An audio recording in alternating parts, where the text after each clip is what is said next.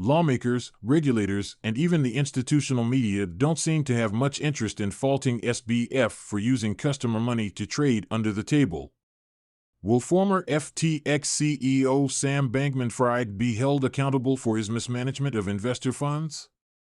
After most of the entities tied to his cryptocurrency exchange became insolvent last week, blockchain analysts concluded the insolvencies came as a partial result of the exchange's trading house, Alameda Research, burning through nearly $10 billion in cash that technically belonged to FTX customers.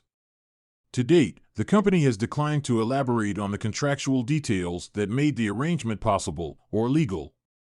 In the aftermath of FTX's collapse, skeptics have questioned whether the elite, in Washington or elsewhere, will be motivated to investigate the situation with any rigor.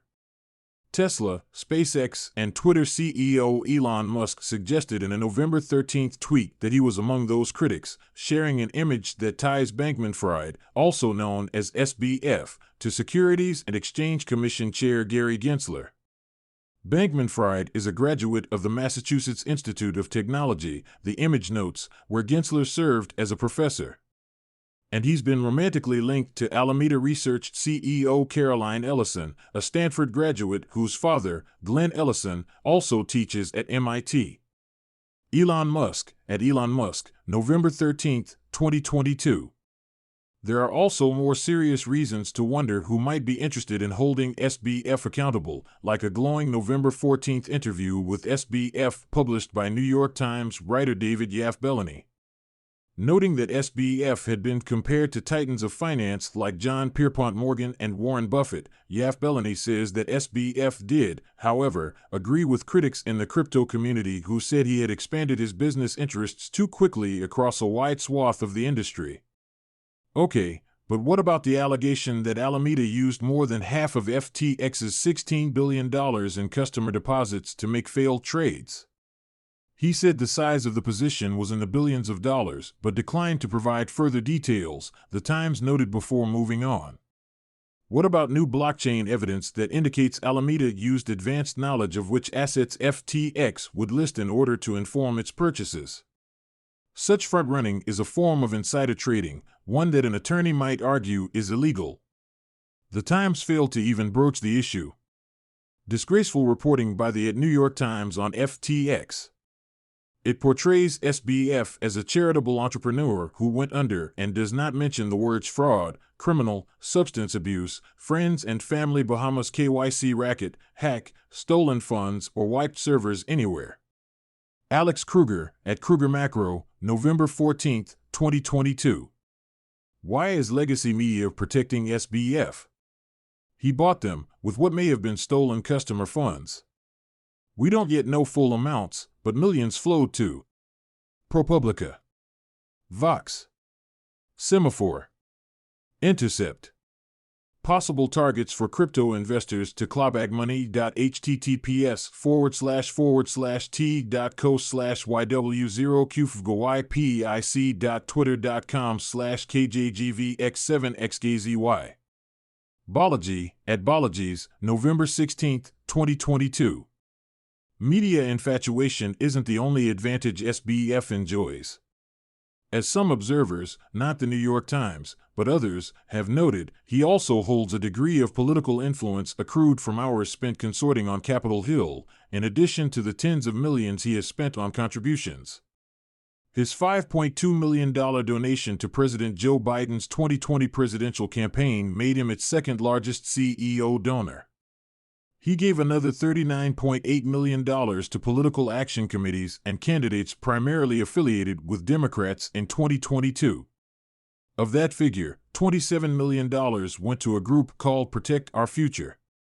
The group reported spending around $24 million directly on candidates' races, including $250,000 in support of New Jersey's newly elected Representative Robert Menendez Jr., whose father sits on the Senate Banking Committee and Senate Finance Committee. As some may recall, a federal jury dropped corruption charges against Menendez Sr. in 2017 after failing to reach a verdict. A Menendez spokesperson said in October that he was facing a new federal probe over similar allegations. Perhaps it's understandable that some observers are wondering whether SBF has faced the appropriate level of regulatory scrutiny or whether he will in the future. I want to know how many whistleblower complaints were filed with the SEC tipping them off to FTX's fraud, the Blockchain Association's policy chief, Jake Chervinsky, wrote in a November 15 tweet before referencing a March 23 meeting between Gensler and SBF. I want to know how many were filed before FTX met with Chair Gensler's office to talk about a sweetheart deal. I want to know why our cop on the beat was blind to this. I want to know how many whistleblower complaints were filed with the SEC tipping them off to FTX's fraud. I want to know how many were filed before FTX met with Chair Gensler's office to talk about a sweetheart deal. I want to know why our cop on the beat was blind to this. Jake Chervinsky, at Chervinsky, November 15, 2022. Helios Labs co-founder Mert Mumtaz made a similar comment in a tweet a day earlier. For context, it came in response to an exchange between Democratic Representative Alexandria Ocasio-Cortez and Barron reporter Tae Kim, who alluded to SBF's rank in a game called League of Legends. Apparently, SBF is worse at playing video games than AOC, Kim tweeted, to which Ocasio-Cortez replied, VCs, venture capital firms, were impressed by Bronze 3. Mumtaz opined with a reference to Alexei Pertsev, the developer jailed this year for writing the code that enabled the crypto-anonymizing service Tornado Cash. U.S. politicians when someone writes open-source crypto protocol, straight to jail, Mumtaz wrote. U.S. politicians when someone literally defrauds people out of billions while running a drugged-out polycule, haha he is bad at League. U.S. politicians when someone writes open-source crypto protocol, straight to jail. U.S. politicians when someone literally defrauds people out of billions while running a drugged-out polycule, haha he is bad at League. Mert, Helios, High Voltage, at 0xmert_, November 15, 2022. Of course, there are things that regulators and elected officials could do to prove the skeptics wrong. For example, legislators to whom SBF has a connection, such as the Menendez clan, could recuse themselves from participating in the inevitable congressional hearings related to FTX's crash. Secondly, Gensler and other regulators could aggressively and publicly investigate the ties between FTX US and FTX's international operations. They could refrain from disingenuously seizing the moment to target completely unrelated projects in decentralized finance, DeFi, which are merely bits of code created and sometimes maintained by developers, such as Tornado Cash. The dishonesty inherent to using platforms that fail as an excuse to target their competitors has already led to claims that SBF was a Fed who intentionally tarnished cryptocurrency. While those claims have mostly been lighthearted to date, it seems nearly certain that they will snowball into real conspiracy theories.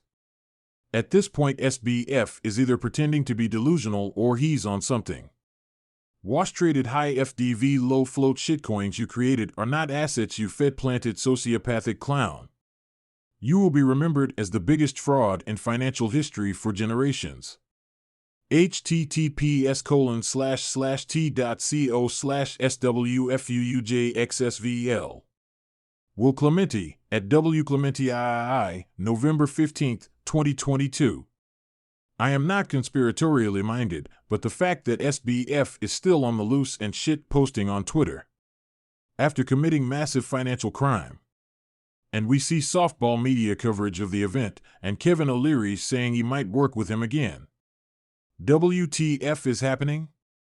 Disinvestor.eth, at I am Disinvestor, November 15, 2022. Finally, lawmakers who do take aim at matters related to cryptocurrency and finance could focus on coming up with rules that prevent industry kingpins from using and abusing their customers. That would represent a welcome pivot from the approach taken by congressional Democrats, who have been much more focused on coming up with rules that target the most broke Americans.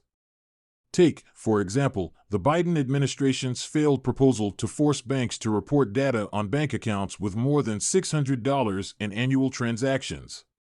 We'll find out soon whether America's ruling class decides to embrace any of these measures by ejecting SBF from the industry and cracking down on any copycats.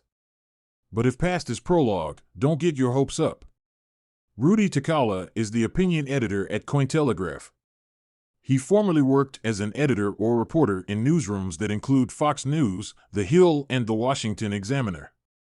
He holds a master's degree in political communication from American University in Washington, D.C.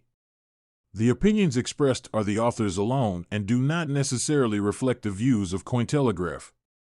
This article is for general information purposes and is not intended to be and should not be taken as legal or investment advice.